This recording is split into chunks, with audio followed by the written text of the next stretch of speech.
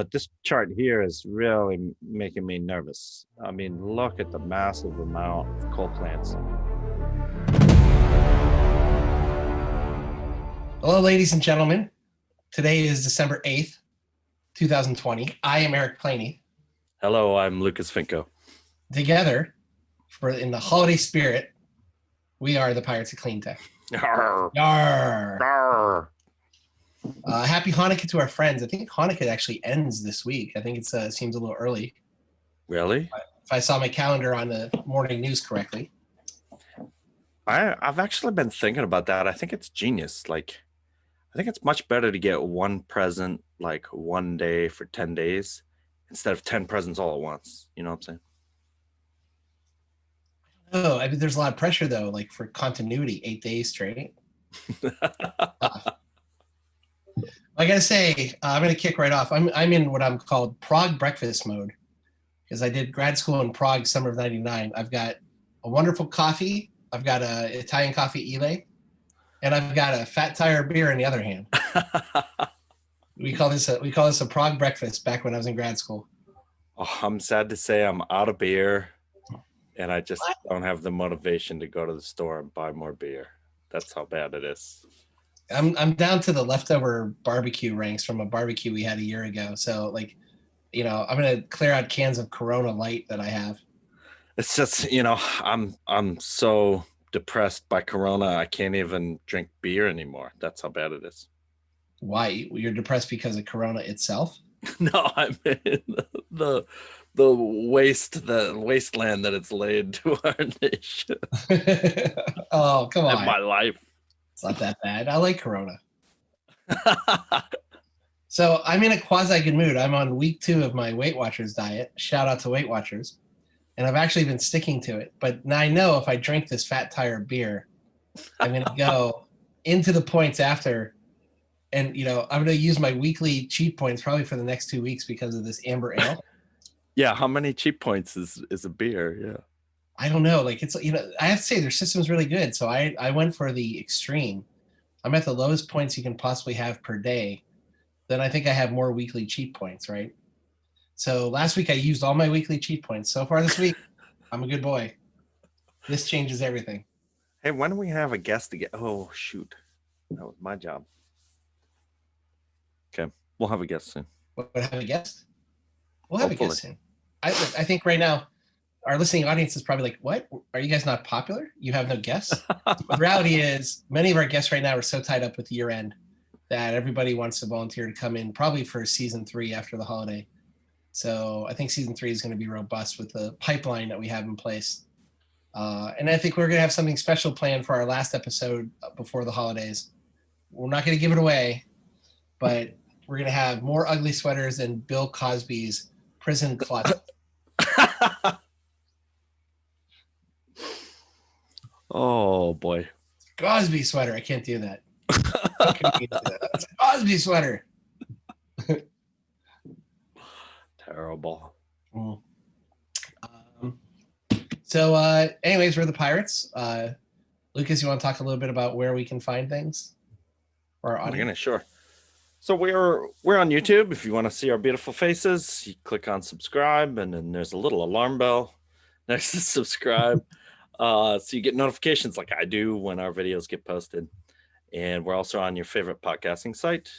We're on most podcasting sites, maybe 10 or 12. You just click follow on your favorite podcast site, and then you get notified when our podcast comes out. They come out at about the same time. So, yeah, and you know what? Just again, thank you to our audience. We're blown back by the numbers we actually get on our podcast and on our YouTube site. There's 95 people have looked at my Chevy Volt review on YouTube.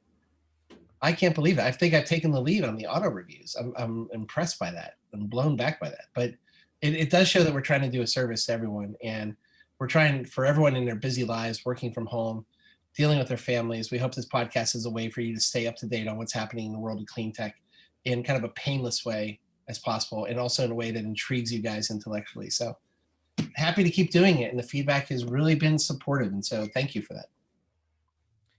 Yeah, I know. I still owe you guys a Chevy Bolt review. Ugh. Yeah, it'll come out soon. There's a Hyundai Kona electric, a black one in my neighborhood dealership. So I may call them. Ooh. Take it out this Saturday, baby. Ooh. Yeah, I think that would be fun. So mask up, get ready to ride. All right, you ready? I am ready. Am I going first this time? Yeah. So just to let you know, I have one big article that I'm going to focus on out of The Economist, which is kind of the article everybody's talking about from this week. And then I got a lightning round on a bunch of small stories that, again, I thought were just really, something I wanted to cover so that people know what's going on. Fun articles from the week, nothing that we have to get into too much detail for, just hit the sound bites. But to go into it, December 3rd of 2020, the cover story in The Economist, the dirtiest coal's endgame, the dirtiest fossil fuel is on the back foot. Time to topple it for good. This is a fantastic read. Now, normally in the Pirates, we like to focus on the positives of one industry and not the negatives of a competing industry.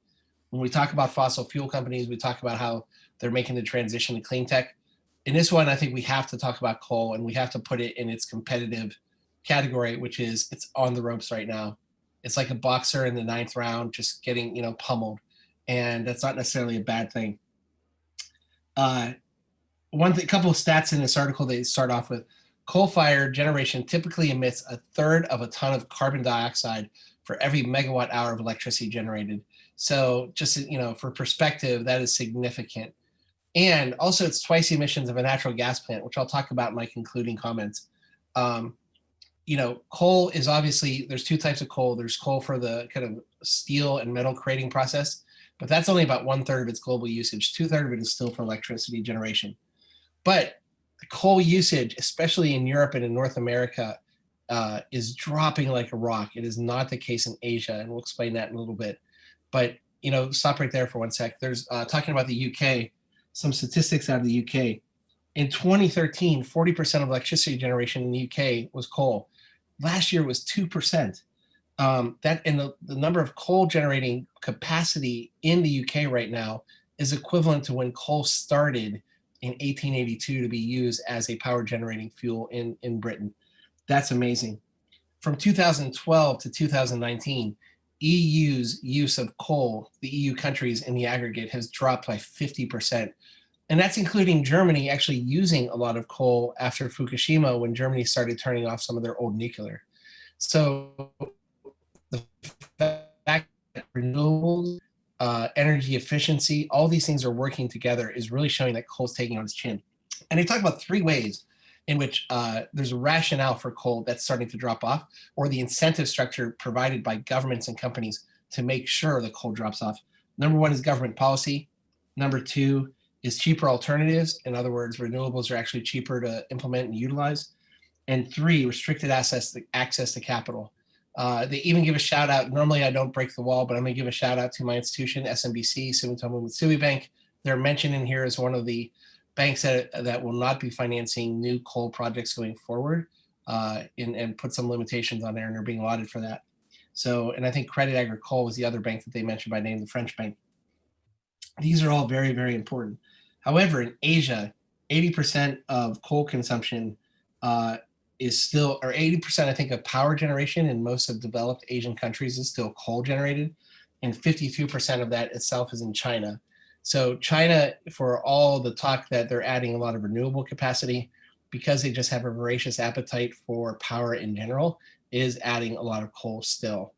And the one thing I like about this article, they kind of talk about some technology solutions. One thing they talk about is everyone always brings up clean coal. They've been bringing it back for 20 years. I just watched an episode of West Wing from season 5, which was probably 2002. And just yesterday, my wife and they were talking about clean coal as a solution. But here's the reality. Clean coal hasn't been working economically for power generation. It does work. Carbon capture technology does work in the metallurgical process. So in other words, a steel plant, whatever, can bolt on and actually reuse that energy that's being generated by carbon capture or clean coal technology. They can reuse it. It's a little bit more economical there, as stated in this article. That is not the case for electricity generation. And for everyone to keep saying that as time goes on, that will become more and more profitable, we're running out of time. We're running out of the ability for clean coal to actually be efficient. Right now, given the economics of the alternatives and the market pricing of those alternatives, it's better to go with that. This is a must read for understanding coal in the context of the rest of the renewable power generation throughout the world. It's a must read knowing about global policy. I've heard this from a good friend of mine who's in clean tech for in private equity in China, and he mentioned it in this article. Repeats that, part of the reason the Chinese are also a little bit skeptical in putting renewable plants is they have to feed the masses in terms of job creation. And let's face it, a coal plant can employ 200, 300 people. That same megawatt equivalent for a clean energy plant maybe employ a handful of people.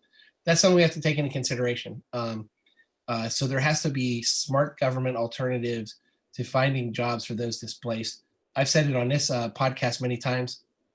In places in the United States like West Virginia, obviously coal mining has been deteriorating because of various factors, but coal industry is the root of the economy there. Well, then a federal government and should create incentives for other types of investments to go to West Virginia to replace coal jobs. That's what you have to do. Okay, that's sort of the buy-in you need from people. So this is my favorite article of the week. It's a great article. This is the one I wanted to go into a deep dive. Lucas has been scrolling and finding some really good charts, so people watching on YouTube can look at those as well. But this is the article that I think people have been talking about, and it's the one that's the must know for the week. Yeah, I mean, coal has been kind of the baseload for over 100 years, right? For electricity generation, because it's dirt cheap. I mean, if you have a shovel and some ground, some coal in it, you're in business. That's all it takes. It's dirt cheap. You can see it even in 2020. It's still the cheapest per megawatt hour on this chart here. But that should change rather quickly with onshore and offshore wind within the next 5 years, and then eventually with offshore wind. So that's interesting. Well, that's also in China, that chart. So that's not for North America. Oh, that's in China. Yeah. That's in China, and I think a lot of that is some long-term contracts locked in with importers and Chinese coal itself. And don't forget, one of China's biggest sources of coal is North Korea. So I'm sure the cost of that coal is probably much cheaper on a relative basis. So in the United States right now, coal is not the cheapest, right? Well, I know they're also fighting to clean up their air pollution. So I think it's coal is expensive in the U.S. because of all the pollution requirements, right? Pollution controls, scrubbers, things like that. So that may be why it's driving up the price of coal over the next 5 or 10 years. They think China's going to want cleaner air. But this chart here is really making me nervous. I mean, look at the massive amount of coal plants, even in China, that have been built in the last 10 years. As you can see, these things have a 40, 50, possibly 60-year lifespan. So we're stuck with those until almost 2080, right? I mean, this is a problem. So Yeah, and if you look at, I didn't mention them, but there's some statistics in the first third of the article that talk about if we want to get to the UN mandate of the minus 1.5 degrees centigrade by 2050, which is the UN target, kind of the overshoot target, you have to take a ton of capacity offline right now.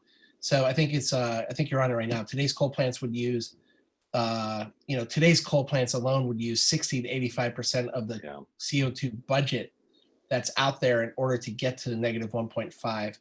The 2 degree centigrade budget, which is a little bit more generous, right, has a little more capacity. We're talking about 1,107 billion tons of carbon dioxide. No way, we can't have that cushion. That's even though that's in the budget, we need to get rid of that because we need to think more than 2050. We need to think about the future of this planet. yeah, so this is it sounds good in the title, but it's still kind of sad to look at the numbers. Wow, you're the pessimist today. I mean, I think I'm an optimist for what has happened outside of Asia. Um, it's going to change in Asia, though. If China wants to be the global leader that they proclaim to be, then they have to kind of set forward on this. And I think actually they will. Generational change in China is happening, and I think they will prioritize clean. The healthcare costs alone. I've told this story. I lived in China for a year, and there were times I'd get off an airplane on an outdoor runway and start coughing from all the diesel fumes in the air. So the healthcare costs alone, once they start realizing the healthcare costs to the country of having dirty air, they will understand. Yeah, I saw another article too. Somebody just traveled there, and they saw more electric buses and electric taxis than they've seen anywhere else in the world. I mean, they're just spending so much money on electric and just doing it. And it's kind of It's kind of nice to have a planned socialist economy. We can just say, I'm going to do this, and then it happens, right? It is. It is. Now, that's great they're putting electric vehicles out there, but if electric vehicles are being powered by coal, you're only addressing half the problem. Well, right. That's the other thing they were saying. But the vehicles themselves are important to have in place, because then once you switch to renewable energy to power those vehicles, then you're cutting emissions substantially. So I'm not disparaging China's planned economy and strategy on EVs, but they need to take it full circle. Correct. All right, so that's my big article. And then we're just going to go into some really speed round stuff. Get ready. Yep. Lightning round, right? Not speed round. Yep. All right, this is from ESG Today, a new publication that I've signed up for. I get their daily emails.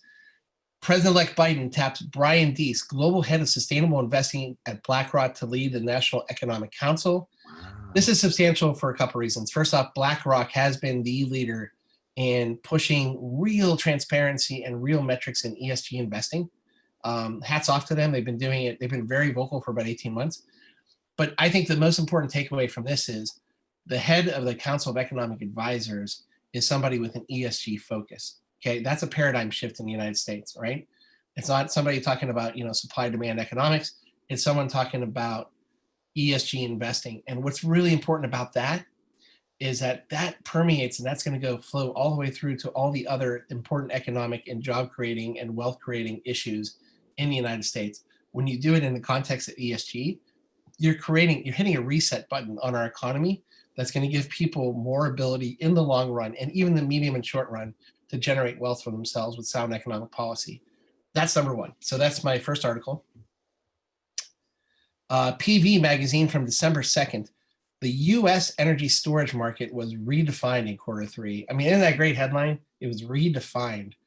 A record 476 megawatts, 764 megawatt hours were installed in the United States in quarter three, with California's deployment figures alone shattering all previous quarterly records.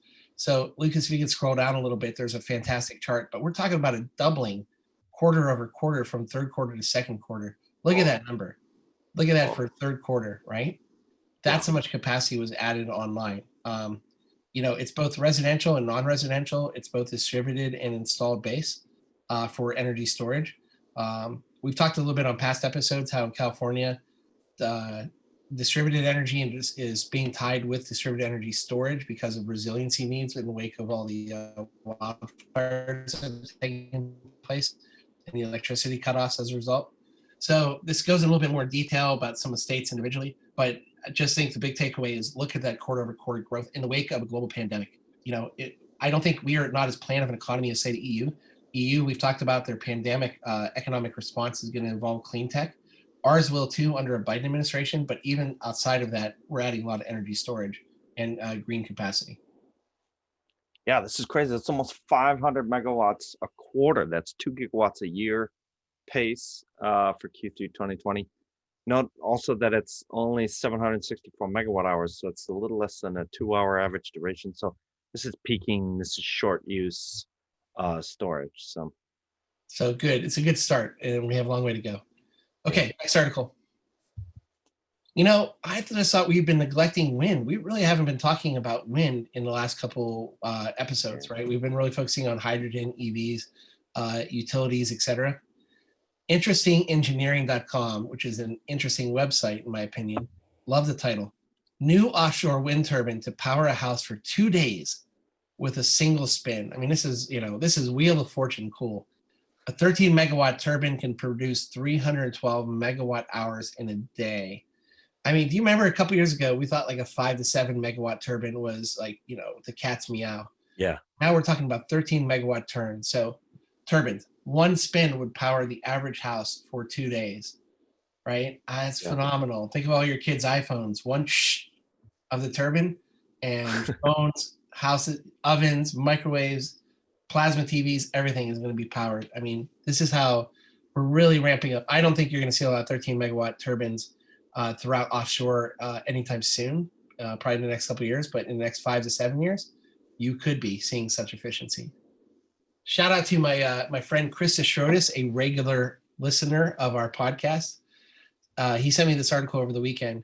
Steve Wozniak's newest venture is a cryptocurrency energy efficiency startup. This is out of Quartz magazine. A couple places broadcast this article, December 7th by Michael Koren.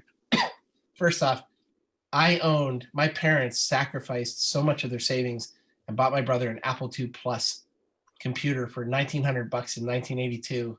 So I'm one of the original 48Kers. I go back with the Woz emotionally for so long now. That's why I have such love of Apple, not necessarily the current products, but the history and legacy. Steve Woz is one of the best out there. He really is truly a legend. He's been playing in cryptocurrency and he's been talking a lot about green. So him to create this energy efficiency company using cryptocurrency is phenomenal. So I totally recommend people take a look at it. I'm not going to deep dive into it, but this is the type of stuff, creative solutions using next generation currency payments, fintech, and energy efficiency. Yeah, I saw this article too. So it's interesting, but it just seems like a bunch of buzzwords stick together to me so far. So we'll see what happens. If it was anyone else but Woz, I would probably agree with you. I think Woz will follow through. Yeah, cool. All right, maybe we'll have him on as our guest next week. Call him up. Steve, if you're listening. Charge DVs, again, one of my favorite publications, December 2nd. WRI scores a grant from the Bezos Earth Fund, hopes to electrify all U.S. school buses by 2030. Oh, Can you imagine those stinky, smelly buses, which usually emanates from the children, but sometimes from the emissions, will be replaced by all electric fleet? And a couple things I think the World Resource Institute, I think Erica Myers, who we follow on LinkedIn, just joined WRI, and she was one of the first to announce this. This is fantastic. But one thing I found interesting about this is I remember 10 years ago, everyone saying it's possible that the small vehicle fleet will be electrified, but things like school buses are going to be based on propane, or using natural gas liquids coming up as a byproduct from all the fracking that's taking place in the US. Me, it made sense. Propane is a much cleaner type of fuel than current diesel. I thought that made sense. But battery technology has improved so much that we're now talking about electrifying school buses. Very large vehicles. They're not actually that heavy on a relative basis because all they're carrying is kids and not cargo. But I think that's a really good one. So happy to see this type of activity. You're really moving the needle on emissions controls when you have a portfolio of school buses in the United States, which are probably in the tens of thousands in motion during the course of the school year. 240,000. Yeah, 450 grand. So a lot of school buses. This is great. That's all I got. Yeah, we talked about school buses are a perfect application, right? Because you only use them for an hour or two in the morning, and then they sit all day, so you could charge them, and then you use them for an hour or two in the afternoon, and then they sit all night, just so you can charge them. So this is way better than a city bus, which operates for you can change drivers. They go for 8, 9, 10, 12, 14 hours. That's not a good application for EVs. So it'll be interesting because awesome. Let's say if you're a city school district and you have a fleet of school buses, probably 3/4 of them can use a shorter, smaller battery, right? That's just used because of that commute. And then you probably have to have a reserve fleet for 1/3 for like field trips, school activities, etc. So, if you're very smart about fleet management, you don't have to over battery most of the fleet, but you do have to have some that have to be used for 24-hour operation or be ready to. Think about the torque of an EV, man.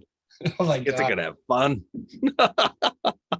And the other thing too is I know it's not economical, but in places like Arizona, if you put the rooftop full of solar panels, you could be charging that thing as you're driving in real Sunbelt states. Yeah, man, that's a big that's a big area.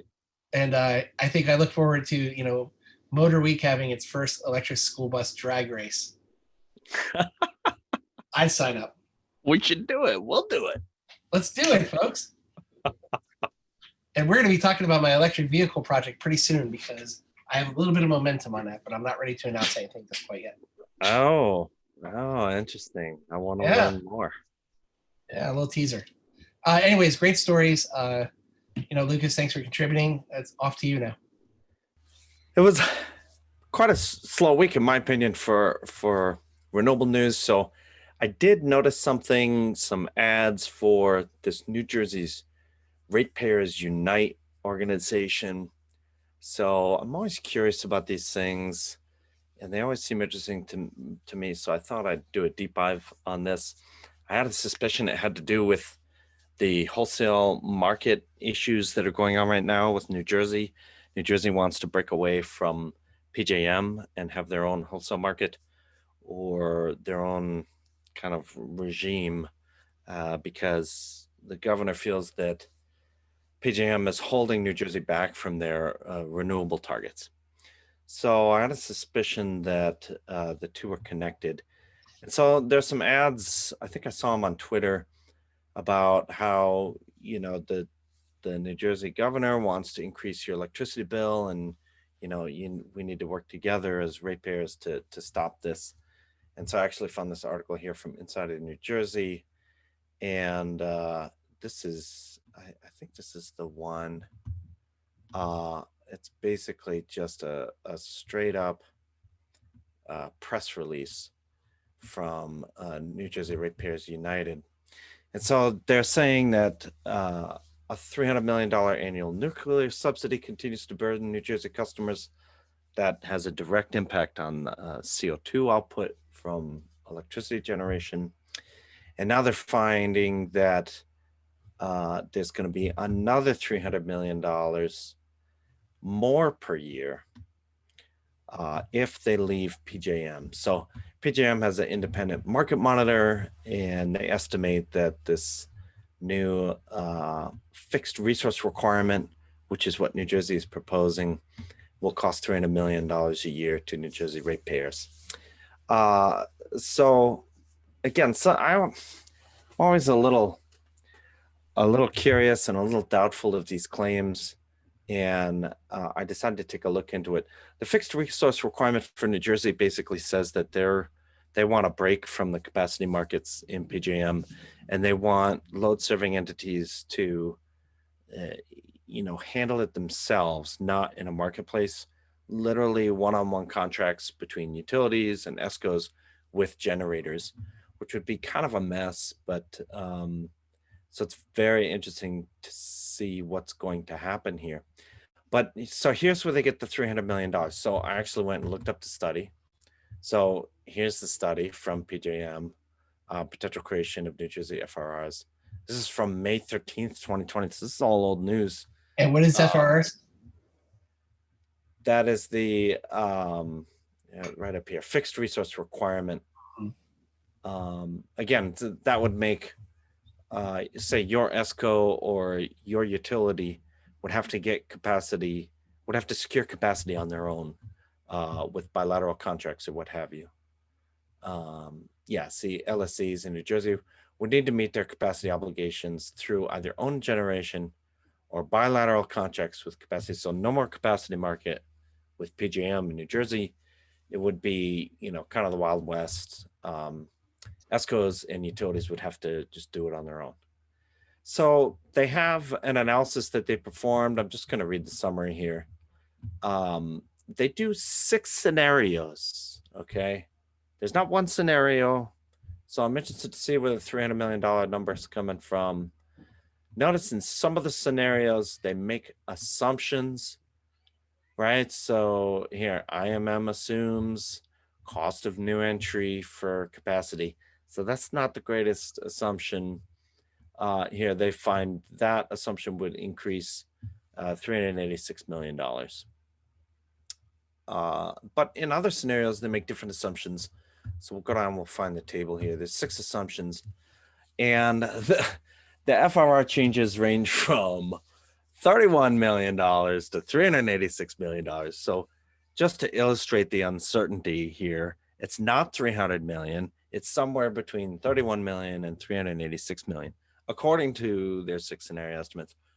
But it's interesting here too. There's a lot more information in here. If you look at the impact on PJM market, look at these numbers. Oh, $1.1 billion could possibly be lost to the PJM capacity market. I would imagine PJM capacity market participants are not very happy about losing $1.1 billion with this deal. They talk a lot about in this article about how PJM capacity would be much, much, much cheaper than their assumptions for what capacity is going to cost New Jersey utilities to procure on their own, which they assume is building new power plants at cost of new entry, which to me seems a poor assumption. So, I'm a little worried about conflicts of interest in this analysis. Um, trying to make PJM look good, trying to convince people not to have New Jersey not leave PJM. So there's a lot of interesting analysis in here. You're welcome to download this. We can have the link in the description if you're interested. So, and then I just wanted to point out too, they do tell you who backs this group. And interestingly, there's no utilities, which is interesting because they're kind of required by law to represent customers. But you see natural gas generation companies like Calpine, Cogenix, Direct Energy, Energy North America. Some of these actually have good renewable portfolios, so I find that odd. You think they would be on the other side because New Jersey's doing it to push renewables, and a lot of capacity is going to go to renewables then in New Jersey. So I know energy is big in that, and NG North America is also. So, and there's our friends, Americans for Prosperity. So in case you don't know, that was a group founded by the Koch brothers to serve their interests and make it sound like a Tea Party group. So yeah, so it's pretty much exactly what I figured. It looks like the natural gas industry trying to obfuscate the issues, working together with PJM and generators in PJM that are going to lose. They want to try and stop this, and so they're framing it as a giant bill that Jersey ratepayers are going to get. And they're missing the whole point of they're doing this. New Jersey is doing this to meet their renewable goals. That's the number one goal, and it might have. And they didn't even prove that it will increase bills. It might decrease bills if their assumptions are totally wrong. And if we get a ton of renewables, energy prices are also going to go down because variable cost for solar and wind is zero. So it could end up being a large reduction in New Jersey bills, actually. And they haven't conclusively demonstrated that rates are going to go up in New Jersey with this. So trying to put this in the context of layman's terms, effectively decoupling from PJM, it seems counterintuitive to me, but it makes sense in the fact that if you're trying to build out a renewable portfolio, you need to decouple because PJM is not moving fast enough. And so you're arguing that this article is effectively, or press release, is a scare tactic, if you will, saying that by decoupling, it's going to cost taxpayers gazillions of dollars. But the reality is it's going to cost PJM money, and they're not moving fast enough on the clean portfolio. Right. And also notice that PJM is interstate. So it has multiple states, whereas in New Jersey, capacity regime or market would be one state. So it wouldn't be subject to FERC regulation. What the FERC?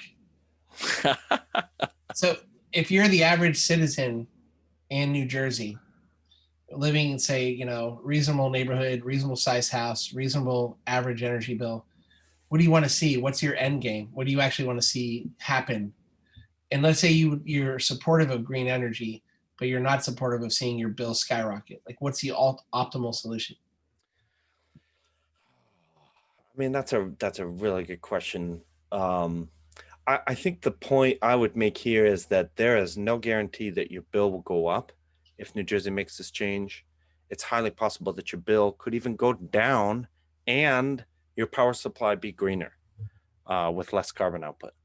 So I don't think this study proves to me that Governor Murphy's actions are going to cause harm to ratepayers, either in price or in carbon output. And I think people should support Murphy in doing what he has to do to make sure we get carbon down and we get affordable energy to New Jerseyans. So I don't know. Is that clear enough? I'm against this. You should be against this. They don't have the evidence they need, in my opinion, to demonstrate that you're going to be paying out the nose for Murphy's pipe dream. I mean, the optimal solution for me, I would think, would be for the PJM to mandate that generation flowing through its system is going to be highly percentage of green by 2030.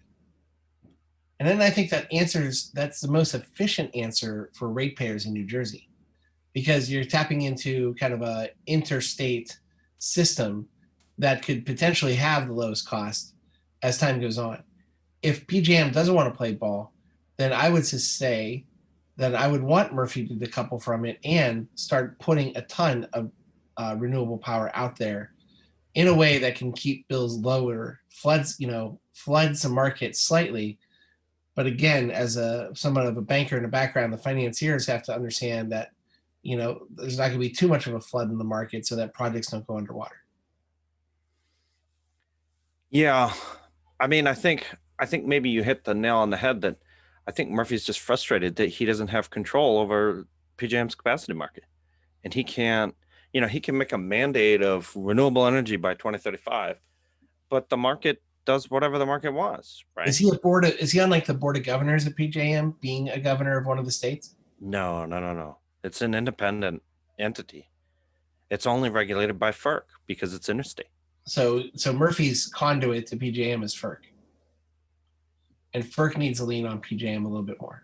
Yeah, but he has no jurisdiction over FERC. FERC is federal. He No, has I'm not no saying jurisdiction. I'm not saying whatsoever. jurisdiction, but like, what is his avenue to solve this problem? Is to lean on PJM and FERC. He can't do anything formally, but he has to put some political pressure on him. Well, what he can formally do is lean on the state regulator to create a state capacity market and get away from PJM. That's all he can do. Yeah. No, I understand that. I just thought there could be a solution before going to that trouble. Well, And he has to push a political agenda. And if FERC listens to governors, he should be on the phone with the governor right now with FERC. well, we tried, but Neil got fired. Remember? Neil's coming back. I'm sure of it. Neil, you're coming back, right? Be on our show next week and tell us you're coming back. Yeah, we gotta. Sorry, we gotta get Neil on. We're gonna get Neil on. I'm convinced. Who's working on that? You're supposed to be working on that one. Oh, damn. Okay. I'm working on all the other ones that keep pushing back till January. So that was my rant. So you always got to be careful when you see ads for these things, especially if somebody's paying and they're telling you that your rates are going up. They're not talking about carbon reduction. They're not talking about reliability.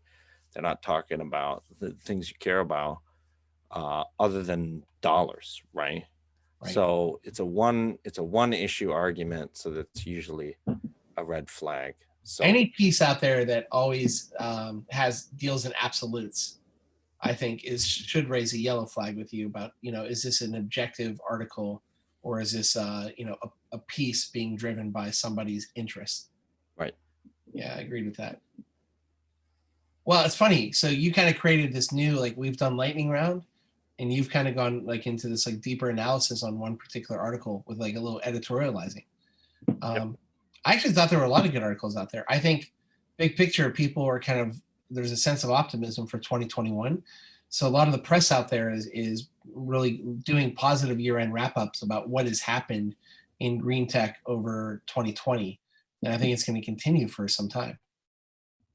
Yeah, we should see a lot of end of year wrap-ups. We're going to have our own end of the year wrap-up. So keep an eye out for that. And we'll see. Maybe 2021 should be a much better year, right? Hopefully.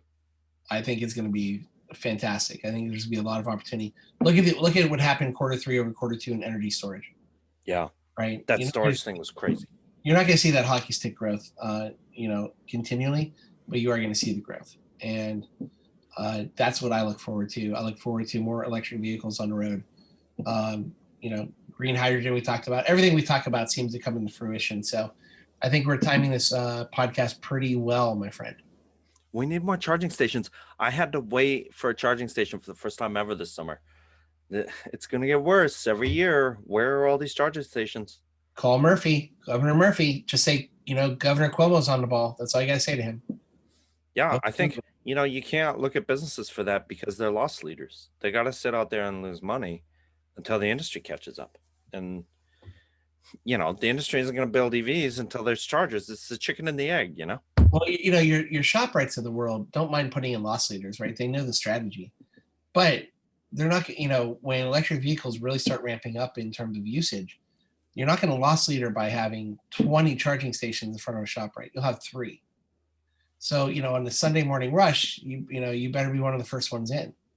Yeah, and they can't be like way in the back corner of the parking lot. They should be right up front next to the handicap. I think they will be. I mean, I think that's smart money is going to say. And we need them in movie theaters, and we need them at rest stops on the highway. There's one What movie theaters? Tesla one, huh? What movie theaters? All of them. You spend 2 hours in there, you could charge your car during that time. Movie theaters aren't going to be around in 2 years. The ones, yeah. Warner Brothers just put the screw to them this week. The ones that are left. No, but look at the Tesla superchargers up on I-95, right at the New York Connecticut border. They got like 20 charging stations. Yeah, no, of course, but that's Tesla marketing at its finest, though. And I see like 5 cars minimum. I've seen them overflowing before. Yeah, look, it's going to happen. I do I-80 back to Ohio several times a year, and a couple of those midpoints have a lot of gas stations, and you're going to see a lot of charging stations. You're going to see them in Arby's and Wendy's and everywhere else. Pennsylvania? Come on, Pennsylvania? Come on, Pennsylvania. Smart money in Pennsylvania. Anyways, good articles for today, Lucas, as always. Let me do my quick disclaimer. The views and opinions expressed by us are solely those of us and not any entity that we either represent or work with. Saying that being said, I did mention my employer today in a positive light, so happy about that. They're taking ESG very seriously. I'm very happy about that. And feel free to check us up. We are at Clean Pirates on Twitter, which I never update, so I need to update more and more. But our podcast venues and our YouTube venues are open for anyone to subscribe, to like, and we always appreciate feedback. Please find us and let us know what we can do to be better. Yeah, and we'll see you soon. Thanks for listening. Yeah, enjoy the holidays and your shopping, and everyone please stay safe. I'm Eric Happy Planey. holidays. I'm Eric Planey. I'm Lucas Finko. We are the Pirates of Clean Tech. Arr.